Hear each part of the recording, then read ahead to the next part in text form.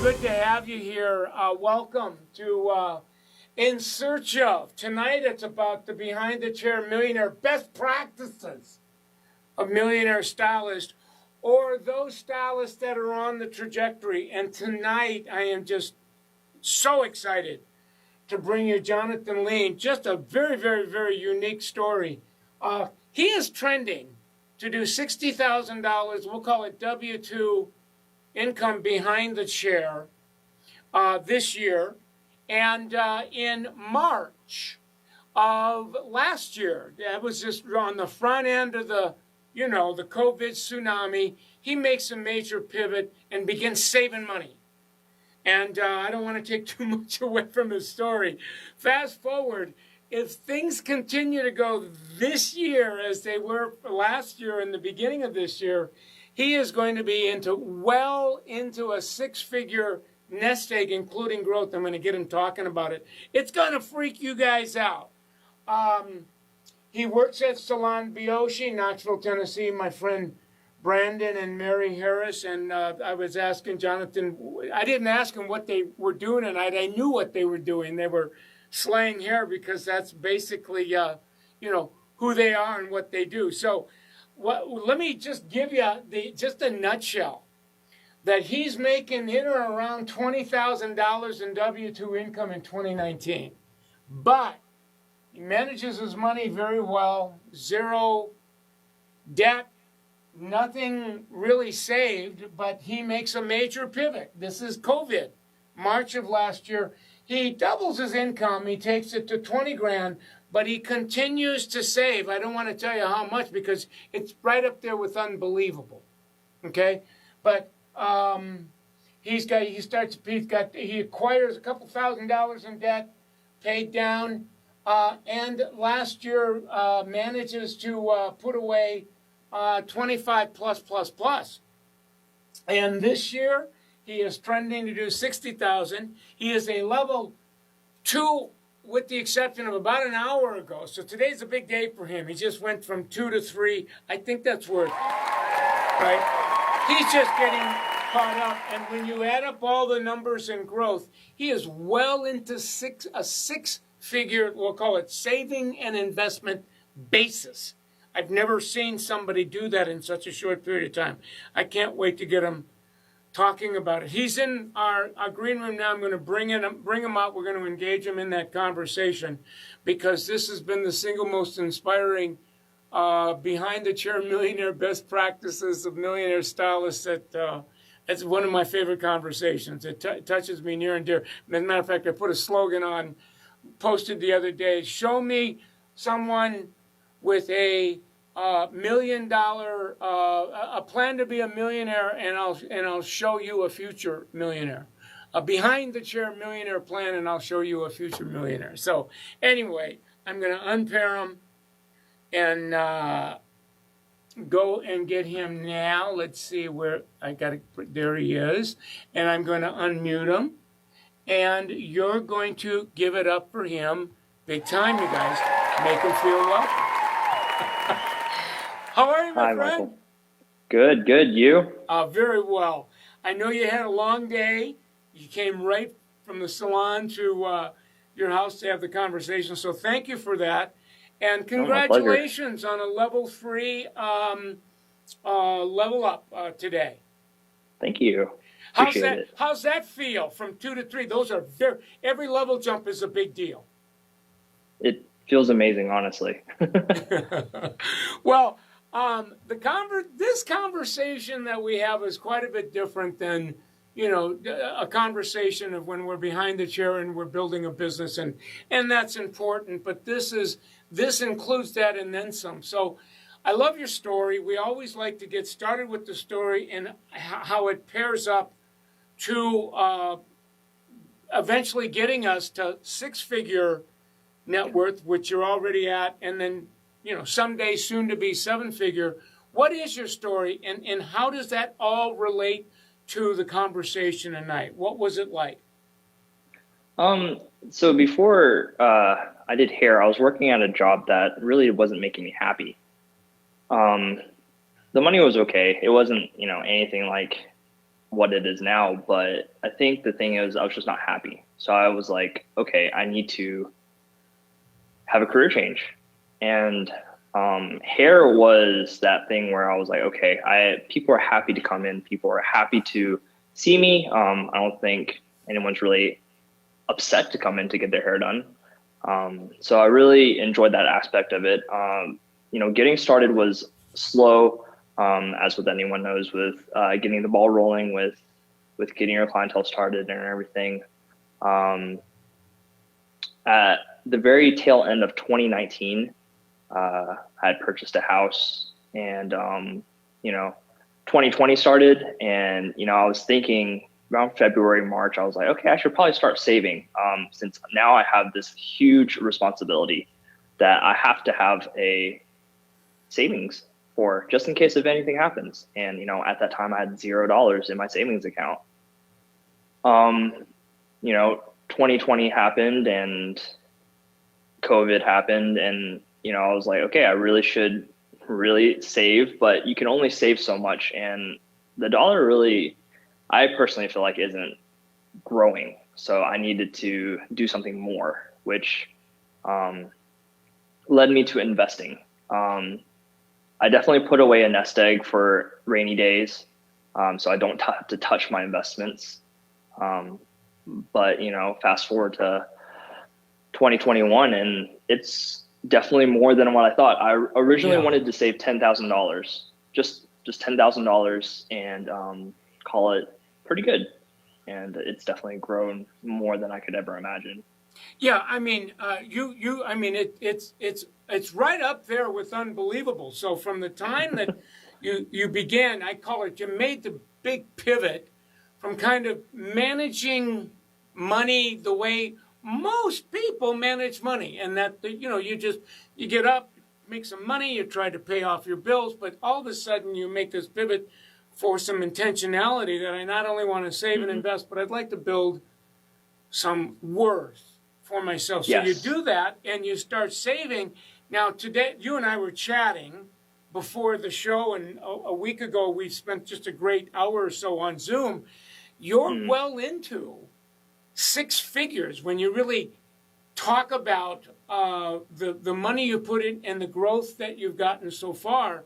You're well over 100, probably closer to 140, 50 something. And if it continues to go the way it's been going, you're going to be just this side of a couple $100,000 in 2021, which is, what is that? Not even 2 years after starting. That's got to blow the sides off of your brain box. Yeah, definitely. I never thought that. Yeah. So like, when did you actually see it? Because, when you got a goose egg and you start putting in money, all right, you see what you're putting in and you put it in, you put it in. But at some point you take a look at it and it freaks you out. How long of the time was it before you started putting money in to where you kind of looked at the number and you went, what? And you almost like, no, this can't be right. I want to say probably around the end of 2020, like December, I want to say. Okay. I wanted, like I said, I started with 0, wanted to hit 10,000. And 1,000 was a huge milestone for me. I was like, okay, 4 digits, let's try for 5. And then, as I hit 10,000, I was like, all right, well, we're here quicker than we expected. Well, let's just keep going. And then, next thing you know, I'm sitting at, 50. I'm like, all right, I really did not expect this by the end of, 2020. And then here we are, just constantly just rocketing. Yeah.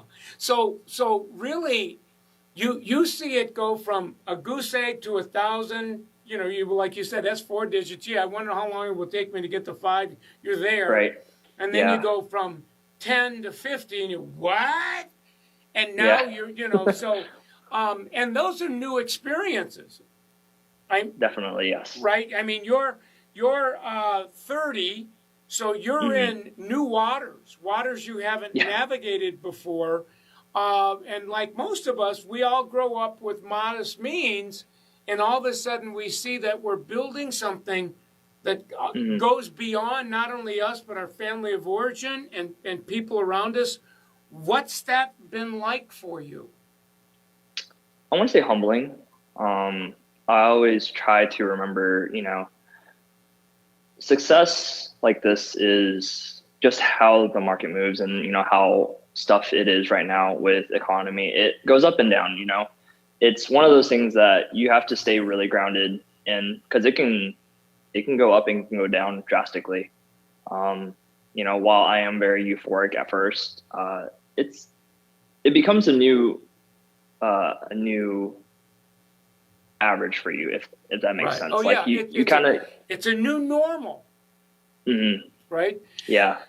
Now, I just had somebody come that Brittany is a follower, Brittany Kirsch, and she asked a real interesting question. It sounds like you're blowing the sides off of her brain box, but she said, what did you do first as far as the kind of account? Is it like a Roth or is it, tax deferred? Like what? And then number two, first of all, that was her question. Okay. So I did not do a Roth first. I really thought about it and I really wanted to try to retire by 50.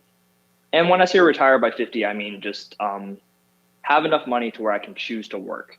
So I love doing hair. I'll probably do it well into, my age of until I can't anymore, really. But if I do a Roth, I can't withdraw it without penalties until I hit 59.5 years of age. So that means I could not retire early. So I started with a tax, just a taxable account, which if you're not trying to do that, a Roth would be much better because it's tax deferred. But there is a limit, $6,000 a year. Right. So if you're not able to put in more if you wanted to. Right. So you're like me. You got obsessive compulsive saving and investment disorder. I mean, when you look at what you're earning, you're 40 to 50% of what you're earning. You're kind of living on and managing your life, and you're earmarking that difference and saving and investing, and that can be 25,000 of your own money, right? And that's at the after tax and stuff. So the other the question that comes to my mind is where you and I had a conversation about where are some different places you're putting the money, and now we're getting in more into investment strategy. I don't want to go that deep, but the essence of it is where. It's mostly in individual businesses that I find very, very worthy. I am a huge number nerd, so I read their 10K sheets. I spend a lot of time reading, and then I am in a little bit of crypto as well. Yeah. Oh, okay. So now, are you doing this basically as kind of self-initiative, self-study, kind of doing your own research, or do you work with any kind of financial planner, financial consultant? A lot of people go to, your basic fundamental certified planner, or do you pretty much do your own research? I do my own research. I don't feel like paying anyone to manage my money. And that's a personal preference. I feel responsible enough with what I know to manage my money. Now, for people that don't want to deal with that, they can surely do, talk to somebody, or you can set up like the easiest thing you could probably do if you don't feel like looking at the market every day. You can invest into like ETFs. Those are really, really easy to manage, and they're not as volatile. Right. Yeah, and so I had somebody say, I think I would do both would be great. Excuse me. So, taking part of my savings and investment, putting into something traditional, institutional. I might take part of it and I might, see either, a professional but like you said, you love to do this. It's almost become a very profitable hobby for you. But it really shows, and like you said, it's a 3 steps forward, 2 steps back. Next time we talk, it might be, yeah, I mean, I'm having a not so good year in this portion of it, but as you look at it over 10 years, 20 years, that you know, while it's going this way, it's trending in a very sharp trajectory, which is, you know, dollar cost averaging, and that's a whole different conversation. What's it like to be you now? I mean, you know, you really had nothing a couple of years ago, and now you're well into triple digit net worth. How's that changed you or your lifestyle, or is it pretty much the same? My lifestyle is still the same. Because like in 2019, I was making 19,000. Even though I am making triple that now, or will be making triple that now, I'm still living like I make 19,000, honestly, because I see no need in, you know, as my income goes up, I don't see a need for my spending to go up, if that makes sense, because there's no, you know, I have everything I need, and I'm able to pay the bills and do extra, honestly. Like, you know, 50% sounds like a lot, but you're still able to do a lot if you're budgeting well, you know? Right. And you were telling me, I believe, as we were getting into your story, your parents, your family of origin, are entrepreneur, and you know they've worked in the you know restaurant business, and so you come from a very great work ethic, as well as really being conscious of how you manage that part of your life. So part of this is the cloth that we're cut from. Yes. I will say that I haven't always been that way. My mother was, you know, just a few years ago, she was really worried. She was like, Jonathan, you spend everything that you make, you know, your whole paycheck, it's gone. Right. So. And how did you hear that then? Did you even see her lips move, or did you take what she was telling you to heart? I honestly just threw it off. I was like, it's whatever. Yeah. But there's something as we kind of age, we kind of wake up, we start seeing something that we didn't see before. Some of us get to that place younger, and some it takes a while, and some I don't want to say it's never really too late, but you run out of the benefit of time, right? You know, money, time is money. So we'll get into that in a second. When you and I were chatting, you were saying, you know, one of the shifts that I've seen in my life now is there is a combination of there's a little bit more peace of mind and excitement, that I'm at peace more, but I've got something to look forward to. Talk a little bit about that. So financially peaceful, you know, if I need something, it's there. The liquidity is there to take care of, I want to say 99% of the emergencies that would happen in my life, whether the car breakdown or, you know,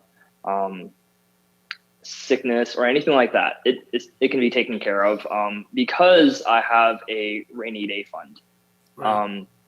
With the excitement, you know, it's still fun to see your account go up and down. And, you know, some days is not as fun whenever it goes down, but it's super exciting whenever you wake up and your account's up. Yeah.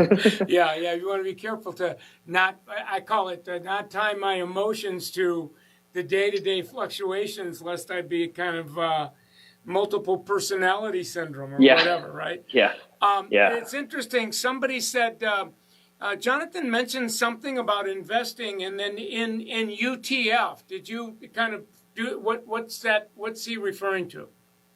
Oh, ETF. So ETFs are kind of like baskets. There's a bunch of companies inside that basket, so you don't have to invest in just one company. So imagine if you take all your money and you invest in one company, but if that company does bad, there goes all your money. And it fluctuates. Volatility is a huge thing in this market. So whenever you invest in like a ETF that's like a basket that has like, so say the S&P 500, which has 500 companies. If one company does really bad, there's 499 that are doing really well. So your money doesn't fluctuate as heavily. And Yeah. of course, your heart doesn't drop whenever you see your stuff. Yeah, and it's really kind of what the ETF is almost like a hybrid mutual fund. I mean, what kind of sort of It is. is in that concept, but you go out and have kind of put your own ETFs together. Yes. Yeah. And how many companies, how many businesses, public companies would make up your ETF? Are we talking 3, 5, 10? Like, I have 3. So I try not to invest in too many to where I could not individually keep up with their businesses. So I feel like 3 is my limit. Yeah. I cannot keep up with that much news with my, reading and stuff like that. Yeah. We'd be hooked up to oxygen tanks if we were, right? Yes. Yeah. So you and I did some projecting as well. We did a little bit of math. And I don't know if you remember that part of the conversation, but I had a digital calc and we just said, based on that, your arrival from a 6-figure net worth where you crossed the 7-figure Rubicon. Do you remember how many years? I think you said 10. Yeah, it looked like 10 years, and so at 40, you'll be a 7-figure, or we can call it millionaire, behind the chair millionaire. And 10 years is, it takes a heck of a lot less time to get from 30 to 40 than it does from 20 to 30. That's a whole E equals MC squared and time motion and stuff. But that's a pretty fast clip. It is. I originally wanted to, of course, retire by 50. And I was thinking, 1.5 would be really great by 50. Again, this is much quicker than what I had imagined. It could be, if you cross over to 7 figures on the front end of 40-something, by the back end of 40-something, front end of 50-something. I mean, if you do the math, that number could be somewhere between 2 and 4. Mm-hmm. I mean, at 50 years old, and then it's just a matter of, okay, I may not want to stop working, but there's something knowing that I have that kind. And, now the money is really, really, really working a heck of a lot harder for us than we ever worked for the money. And we work hard for the money. So it's just, it's very exciting as you're finding out. It's a very exciting experience. Very much so, yeah. My dad told me that, I work 7 days a week behind the chair. But my dad always told me that you only have 2 hands that you work yourself. You can work from dawn till dusk and that's it. Why not have another way to make money? And, the only thing I saw was investing. Oh, yeah. I mean, you're a textbook poster child example of, I want to, while I'm working hard for my money, I want to live on half of it, put the other half away so that it can work as hard and sooner rather than later harder than where the money that I'm making on money that I'm investing is exponentially more than I'm making whether I'm working 7 days, 6, 5, 4, 3. And there's, the overwhelming majority of people will go through their entire career and never really have an opportunity to experience what you and I are talking about in this conversation. Mm-hmm. So what I'd like to really ask you is, the what's next for you. It sounds like you're just going to continue on the trajectory that you're on. But really the secret sauce is live a lot, live on, spend less than you make and save the rest, basically is what. Definitely, yes. Right. Also, Go ahead. I was going to say, you start small. What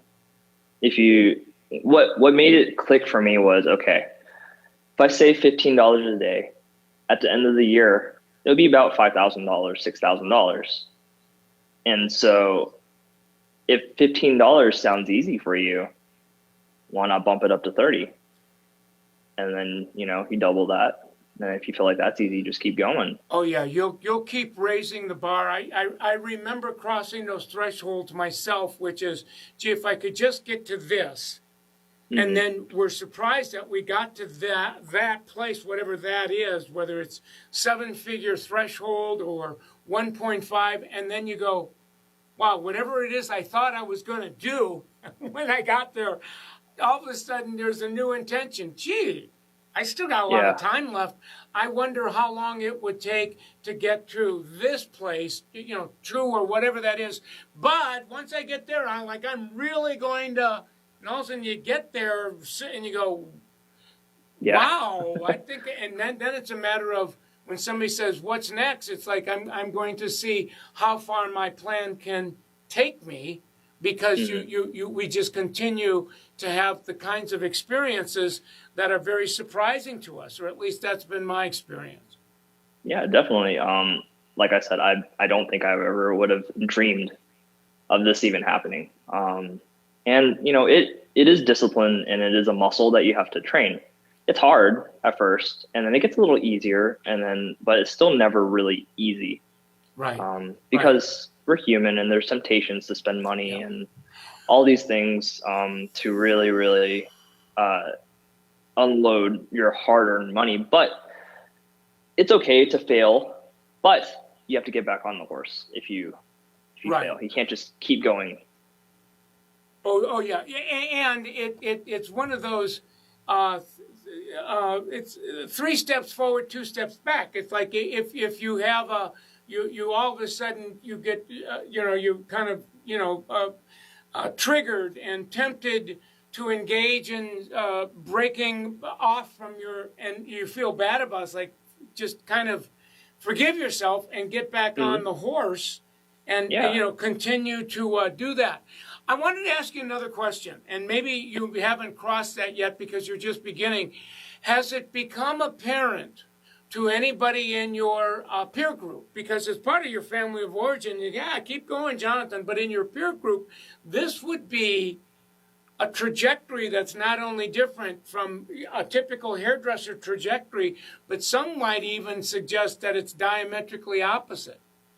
And as people kind of note that you're on this, and it becomes, you try to be discreet about it, has the cat got out of the bag yet? Or is it still very discreet and people are so busy living their own life that they haven't noticed? I want to say that there's, a handful of people that when I first started this journey, I kind of talked to them about it, just to talk about it. Like I said, it grew faster. So I was just really excited. But because I don't live above my means, and just because I have more money doesn't mean I'm spending more. It's not really as apparent in the way that I dress. It's not apparent in the way that I act or anything like that. It's not like, oh yeah, look at me, I'm kind of wealthy or anything. And, I still drive the car that I drive. I didn't upgrade. Nothing changed. I mean, we're I've been on the path that you are on now. I got on that path in my mid-30s, so it's a little bit later than you. Better late than ever, And here I am into 60-something. So, and you couldn't. And I say this with gratitude and humility, not grandiosity. But you can't tell by looking at what I wear, the car that and now I'm not even driving. I drive my wife's car because I'm off the road, right?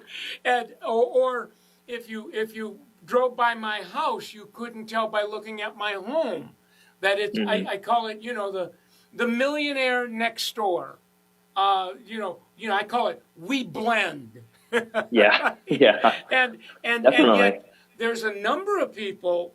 If you look at them, and I call it, they're wearing their net worth. You couldn't tell by looking that they're as broke as a joke, right? So they're wearing and they're driving cars they can't really afford, or it's consuming their income with clothes and lifestyle. So this is a whole different conversation, but what I'm pointing to and the implications of making that kind of embracing that trajectory. You can just as fast as this trajectory has happened for me, if you get into debt, by spending more than what you have and, loans on top of that, the interest will very quickly go down the other way really quickly. Oh, yeah. If compound interest can snowball to make you rich and terribly happy when you're saving and investing, that same principle of compound interest can snowball and crush you if you're spending more than you make and you're funding that difference with credit. Yes. Yeah. Definitely. Well, this is just a fascinating conversation. If people that are watching this tonight, and there's going to be a lot more people that'll be watching it as we edit and place it on my other platforms, they're looking at you, identifying with you, relating to you, but they are not on the trajectory or the place that you're at. They're where you used to be, if you will, and they're at what I call the proverbial holy jumping off place. It's like, should I or should I take the jump, pivot, and get on this? But there's part of us that, as you know, there's doubt, and I don't know if I should. Anything you want to tell them that might raise the probability that they'll make this life-changing pivot, because it'll win the Academy Award for the single best decision anybody could ever make in their life. Honestly, your future self will thank you. It's one of those things that you don't want to work hard and get to somewhere, and then you still have to work just to survive. Again, it's one of those things like if I could do it, I feel like anyone can. It just takes little steps, and it's a marathon. Like you can't sprint to a high net worth. You have to be disciplined and, just put some away every time that you can. And you'll get excited. Like you'll put a little away, and then you're like, okay, I can do this. I can, do this to save like $5 here. And so it raises your, how you think. It retrains how your brain thinks to, be a completely different person. You'll mature through this journey. I feel like from 2020 to even now, the whole year I've matured, and yes, I may have turned 30 to 31 soon this year, but I feel like it's taught me a lot about myself, taught me a lot how to handle my responsibilities. And it's one of those things that I feel like if you just do it, you have time on your side. If you're young, and if you're older, you still have time on your side. You just have to start. You have to start, man. And what you're saying is so it's relevant, it's profound. There's a depth in it, and I've been living it most of my life, and it's wonderful to have a conversation with somebody like you that's on the front end. But really, I can tell by just listening to your, they say language is the footprints of consciousness, but that as we set a goal to move towards from wherever we are to the next thing, whether it's 5 figures to 6 figures, 6 figures to 7, 7 to 8, it's not just the achievement of that, but what we actually become in the process of taking the journey. So that what I think you're pointing to is we become more disciplined, we become more financially literate, we become wiser, we become better at controlling our impulses. And those kinds of qualities serve us beyond our financial life. I mean, that you don't look now, but we're listing, star qualities, whether it's successful in a business or happy in our relationship life. So there's so much more to this conversation than we're having tonight. Yeah, definitely. Well, we're actually way out of time. I never usually go this long, but the conversation was so rich, I wanted to really give it its time due. Promise me that you'll come back for encores, as in plural. I'm going to be following up on this live interview with you, because I'm starting to show up now in other social media platforms like Clubhouse. I do Instagram, and I do a lot of private Zooms for L'Oreal in Behind the Chair Millionaire. We're launching that course in April and May. I'd love to chat with you afterwards about being a guest on that, because I just think you show what's possible. Sure, I would love to. All right. It'd be a pleasure. All right, I'd love to too. Now, somebody out in California said, you know, he asked, where did you say he was from? And then Brandon's on saying Knoxville, Tennessee. Michon is in California, but really, you know, not only is it hard to live on $60 a year, but it's hard to, you know, save, and that these are really, rather than benchmarks, the principle, and I'll cover it once you're off, the principle is no, you give yourself a raise, you spend less than you make, you save the difference, you stay debt free. So I wanted them to know that, and I think you would attest to that as well. Yes, definitely. That is the whole discipline, honestly. All right, my friend. I'm going to let you get back to your family and have some dinner. Again, congratulations on your level 3 jump. Congratulations on the trajectory that you're on, and my friend Brandon's on, and some of your other peers are giving it up for you. So thank you very much.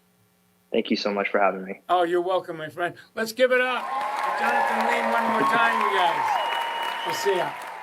See ya. Wow, wow, wow, wow, wow. I'm pulling something up on my iPad because Jonathan is, whether you want to call it a perfect example, the textbook version, poster child for the 4-rule millionaire mindset. Those of you that have been in my conversation, this is basically, when you look at the underpinnings of his secret sauce, he's continuously giving himself a raise. 2 years ago, he made 20 grand. Last year, he made 40,000. This year, he's going to make 60,000. So he's growing his income. But while he's growing his income, he's spending less than he makes, so that he has enough money, and he's already paid off his debt. He's got a house payment now, basically. And he is saving. And now it's a matter of how much can he live on, and how much is that going to fuel, is that going to leave for him to invest in his future? This is a guy that, show me a hairdresser with a behind-the-chair millionaire plan, and I'll show you a future millionaire. Jonathan will be a millionaire before 40 years old. He's 30 now. I want you to wrap your mind around this. We couldn't have this conversation if we weren't all behind the chair. There's something about being behind the chair.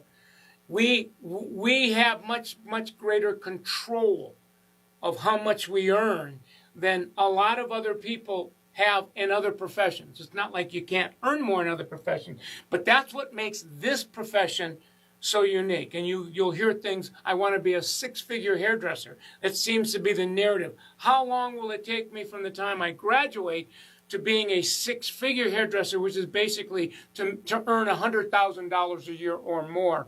And whatever it took 2-3 years ago, I see people getting there in their second or third year. But now that's how long is it going to take me to establish myself to get from zero savings to 4 figures, which is $1,000, to 5 figures, which is $10,000 to $99,000, to 6 figures that takes us from $100,000 all the way up to $999,000, to being a 7-figure net worth, which is $1 million. It's a brand new conversation that we're having. Well, I should say we've had it before, but now we're putting enormous specificity into the conversation, and we're coming out of the woodwork and we're saying, let's just call it what it is. We're on the track to being millionaires. Is it possible that somebody standing behind a chair as a stylist, a nail artist, an esthetician, is it possible? And I'm saying not only is it possible, it is probable to blow that up. And we're going to spend the rest of my calling working with as many salon professionals that have the readiness and willingness. Let's see how many we can bring them to the land of milk and honey. Notice my hair follicle. It replicates a dollar sign. We call this down here, broke is a joke to the land of milk and honey, right? The crossing the Rubicon to be millionaire acres. So great conversation tonight, people. This conversation is sponsored by L'Oreal. Now is really I'm everything I'm doing is powered by L'Oreal Salon Emotion. These are their brands. You can see now the brand Salon Emotion is a brand. I am a global business educator for Salon Emotion as well as a co-founder of Summit. But they empower with their financial support, allow us to bring this to you. So I want to give it up for L'Oreal as well. All right, great evening. I'm going to let you get back to your dinner and stuff. It was just an enormous conversation, so stay well. We will see you on Thursday night. Got a special guest. That's going to be In Search of Awesome. I'm going to be interviewing a salon owner that is off the bloody charts on what she's doing with her people. So that's going to be Thursday night at 8 o'clock Central. I beg your pardon. 8 o'clock Eastern, 7 o'clock Central. So I'll see you then.